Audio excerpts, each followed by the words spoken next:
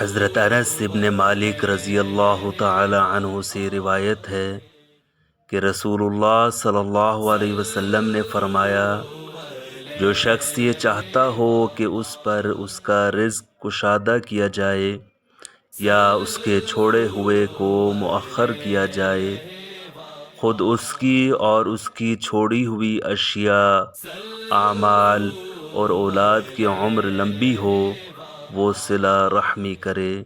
صحیح مسلم۔